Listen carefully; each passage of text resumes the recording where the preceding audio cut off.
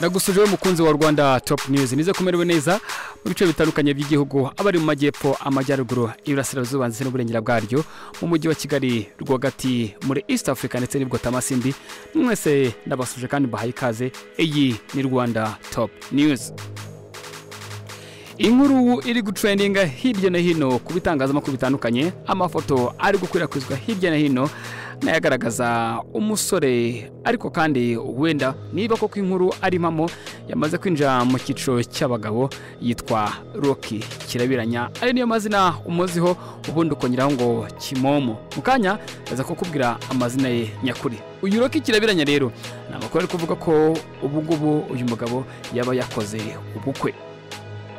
Ese koko Rocky yakoze ubukwe? Ibi ni byibazwa n'ibitangazamakuru bitandukanye, ibi nibyo biri kwibazwa n'abanyamakuru batandukanye, ibi nibyo biri kwibazwa n'abantu bamaze kubona aya mafoto bibaza bati ese koko Rocky yaba yakoze ubukwe?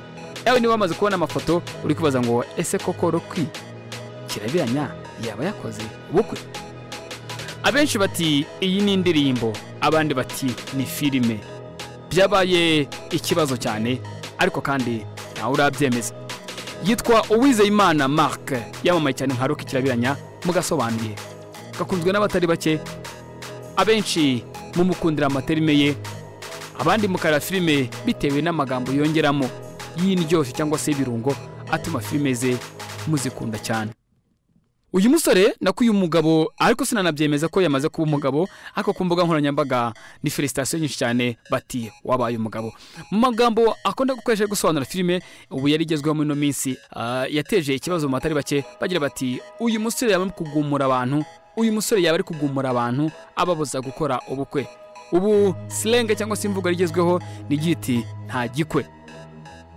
Rocky avuga ngo nta gikwe, ibi abihuriyeho n'abahanzi batari bake. Iyi hashtag ya nta gikwe cyangwa se nta bukwe yarakwirakwijwe cyane, yewe no mu byemezo by'inama minisitiri ubwo bagaragazaga ko hari ibirori rimwe na rimwe byahagaze cyangwa se byafunzwe birimo n'ubukwe.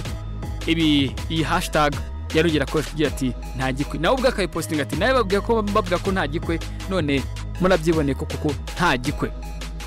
Aya mafoto ari kugaragaza Rocky Kirabiranya yateye ivi. Iyo ni ifoto ya mbere. Ya kabiri ikagaragaza Rocky Kirabiranya ari gusoma umugore we cyangwa se uzwi nk'umugore we yambaye agatimba bisa nkaho yamaze gusezerana, gusa nta mafoto agaragaza bari mu rusengero. Indi foto igaragaza Rocky Kirabiranya yasetse kandi yishimye ariko kandi ubona ko anezerewe no kuba yambaye imyenda nk'iy'umugabo wasezeranye imbere y'Imana. Umugore aba yasetse cyane yishimye yasazwe n'ibyishimo. Ni amafoto ubona ko koko ari amafoto y'ubukwe ariko kandi ukuri kuri ibi ngibi ntikurasobanuka. Andi mafoto kandi agaragaza Papa Cyangwe ndetse na Kadafi. Uyu ni umufotogarafe usanzwe akorana cyane na Rocky Kirabiranya. Aba nabo bari bambaye nk'abambariye umugeni. Reka turere hamwe uko byatangiye bimeze urebye n'amashusho agaragaza Rocky Kirabiranya ari kumwe n'umukunzi we Linda. Uyu mukobwa ubusanzwe asanzwe akina filime, abamuzi bamuzi ari umukinnyi w'amafilime ariko kandi benshi bakibaza bati se koko ni filime bari gukina cyangwa yaba ari amashusho y'indirimbo ya Papa Cyangwe, cyane ko uyu Rocky Kirabiranya ari we manager wa Papa Cyangwe. Uwitwa Clapton Kibonke abicishe kuri Instagram account ye yashyize ifoto ya Rocky kandi avuga ati Rocky yadohotse. Ni mu gihe muri minsi polisi yari ifite hashtag igira iti nta kudohoka ariko kandi Rocky we akaba yadohotse yavuye mu bitwa ngo abapampe cyangwa se inshuti bagenzi be ikigare kimwe akaba yakoze ubukwe. Ni mu gihe abo mbere barahiye ko nta numwe uzakora ubukwe kuko gukora ubukwe ari igikorwa cyo kugahisha cyangwa se kwiyomora ku nshuti urungano. Mu nshuro nyinshi uyu Uwizeyimana Mark uzwi nka Rocky Kirabiranya yumvikanye kenshi ashishikariza abasore n'urubyiruko muri rusange kudakora ubukwe, ababwira ko ari ugusesagura. Aha ni haturutse iyi hashtag nakomeje nkubwira igira iti nta gikwe iraharawe cyane.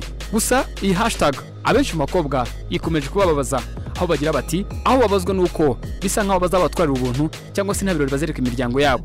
Handi makuru avuga ko aya mafoto yakorekeje ku mbuga nkoranyambaga ya Rocky Kirabiranya ari indirimbo ya Papa Cyangwe yakoranye na Social Mura, ikaba izasohoka mu minsi ya vuba.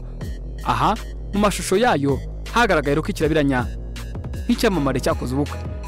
Ibi kandi bigezweho no minsi mu Rwanda, aho mbere yo gusohora indirimbo cyangwa se filime habanza gukorwa inkuru ikanga abantu, yaba ari mbi cyangwa se ari nziza, kugira ngo abantu bazashiduke ku bwinshi bajye kure iyo ndirimbo cyangwa se iyo filime. Aba nabo biri kuvuga ko byaba ari nk'uko byagenze mu minsi ishize, ubwo umuhanzi Ngabo Medal yasohoraga indirimbo ye yifashishije akavido k'amasegonda 58 karimo amashusho agaragaza ubukwe ndetse n'ibidasanzwe biri muri iyo ndirimbo, maze abatari bake baragashidukiye bagira amatsiko kuzareba indirimbo yuzuye ngo izabisa gute. Uyu muhanzi Ngabo Medal yakoresheje hashtag igira ati nta kudohoka. Iyi ngiyi imaze kumenyerwa nk'iya polisi y'igihugu ibwira abantu ko nta kudohoka mu kwirinda COVID-19. Ese kuko aka kabara agakino?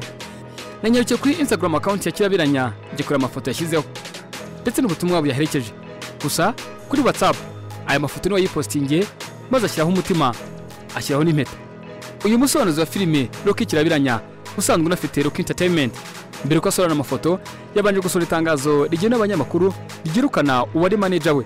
Gusa urebye neza mu itangazo ubona ko yamwirukanye ku itariki 9 z'ukwa gatanu uyu mwaka. Iri tangazo rikaba ryasohotse ku itariki 16 z'ukwezi kwa munani uyu mwaka. Iri tangazo biragaragara ko ryanditswe ku itariki 8 z'ukwezi kwa munani. Rocky Entertainment ku bufatanye na Kimomo Safaris, Rocky Kirabiranya Entertainment yaba yirukanye witwa Rugemana Amen Babu, uyu bivuga ko yarasanzwe ari manager. Aha amaze kumurukana byaterushije kuri benshi, aho no musore ngo agenda akavuga ko ari we managing director wa Rocky Entertainment.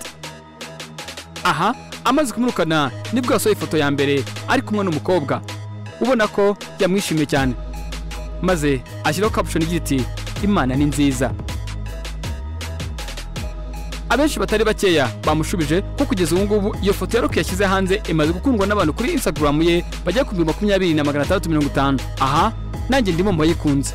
Abatari bakeya bapostinze umutipe kuri Instagram stories zabo, ariko kandi ntacyo yatangaje. Abamaye felicitation ni benshi, maze nawe arongera iposting. Gusa nakera atangaza ugerageje kumuhamagara amaze kuri ibi ngibi ntacyo gusubiza. Umwe mu nshuti za hafi bakorana umunsi ku wundi ariwe Kadafi Pro nawe yapostinze ifoto maze yandika agira ati Kongs bro, ariko Rocky ntacyo yashubije. Ese koko ibi byaba ari impamo cyangwa nagakino? Ukuri kuko bwa Rocky uzashya kumenyekana. Iyi ni Rwanda Top News.